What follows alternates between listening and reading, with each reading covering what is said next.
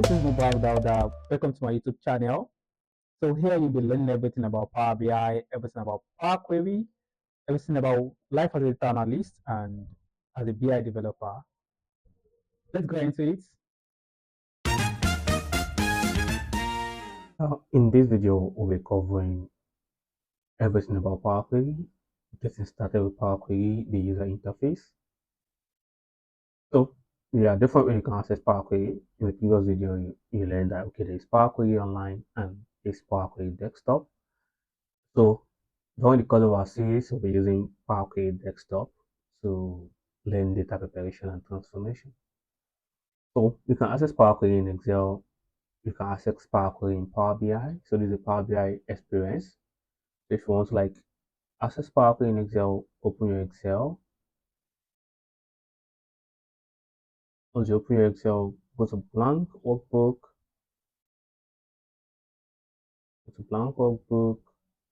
go to the data view, go to the data view on here, and then you see from table, from source, get data. For me to access it, I can just say from table, just pick any random cell here. Yeah, I'll just pick that so you can take it to the Power Query in Excel. And that's Power Query, you can see that.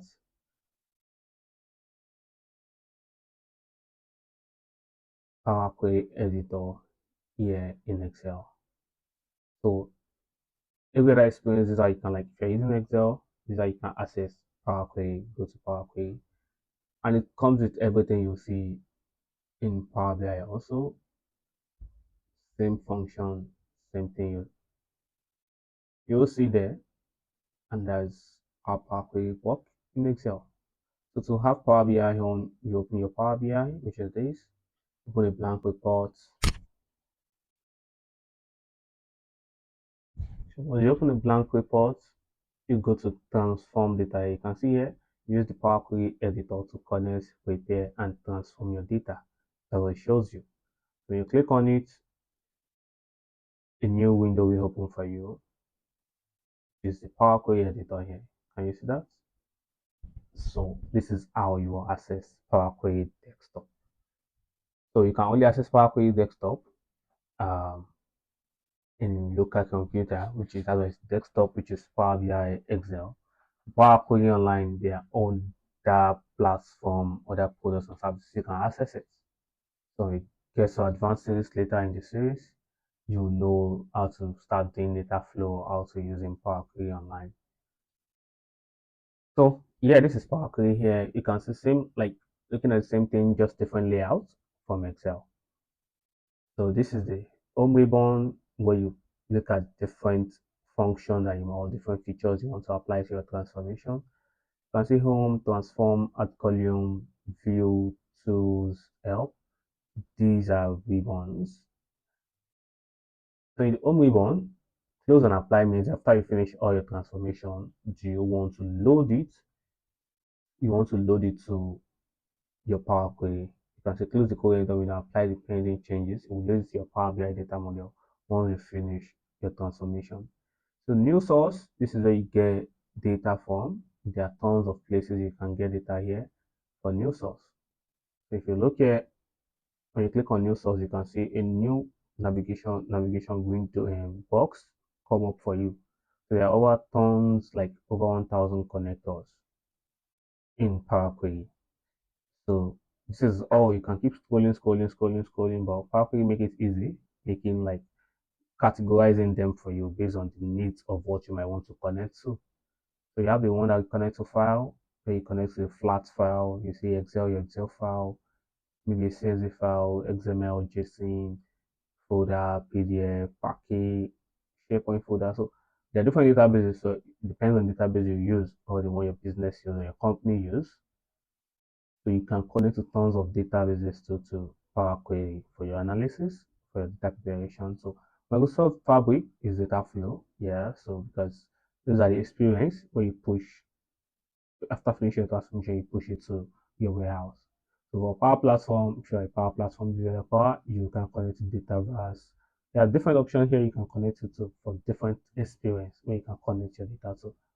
You have Azure, the online cloud, that's a different kind of Azure stuff here you can connect to. Those are the connector, different type of connectors you can connect Power Query to.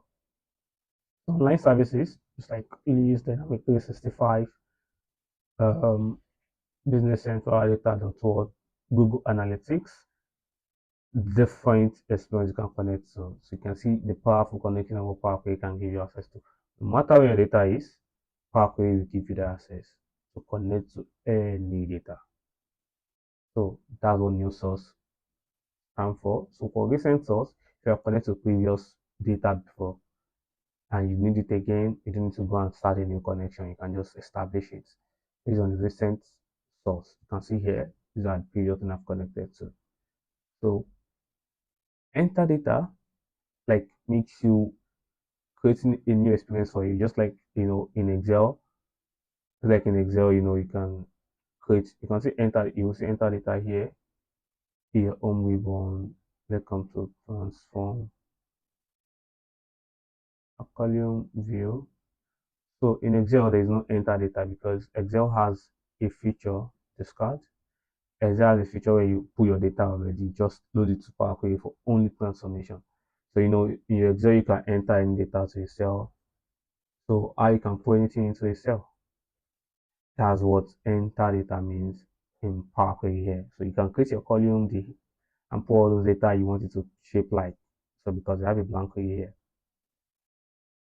So that's how enter data works. So example, maybe anything, it's like I describe now, column 2. So when you click on OK, you will see a new table, which is a new query we created. Creating already, and that's how it is. So data source setting, if you connect to multiple data source and you want like maybe this is needed when you want to like manage setting of data source, maybe the director change, everything maybe where your data source is connected, the connector change, and it's bringing error in your in your Power Query here. You need to examine, you need to diagnose that data source. Only parameters to do automation, to do dynamic transformation, dynamic reporting. That's what manage parameters for. Refresh preview. Refresh preview means when you have data, like you want to save real-time data and data keep incrementing, you can click the refresh to show the updated data. So properties, advanced editor. Properties is just what is there, how you name your file. So this property you see here is what is in the setting. So advanced editor is everything where you see your M code. The table I just created now, you will see it here. Source. I created the JSON stuff. That was created for me. And then this is the column that I created.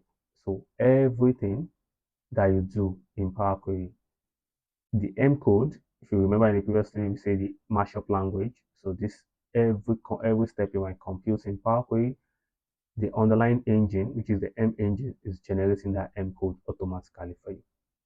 So choose column is when you want to select multiple column, you want to select or you want to remove column. So if I uncheck this, it means it will remove the column. When I click on OK, that's what choose column is. You can see remove the column and we have remove column, which is just when you select a column and you remove it.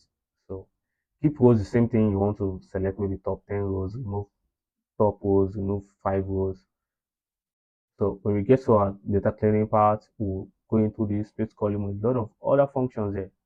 So you can see how it is for drag and drop. You can see go by, use source to data, transpose, reverse, row count. So tons of functions you can use to clean and prepare your data.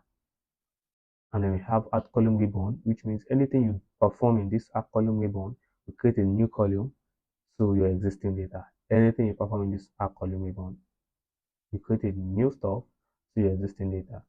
So the view ribbon helps you like manage what you want to see as you see all this data profiling.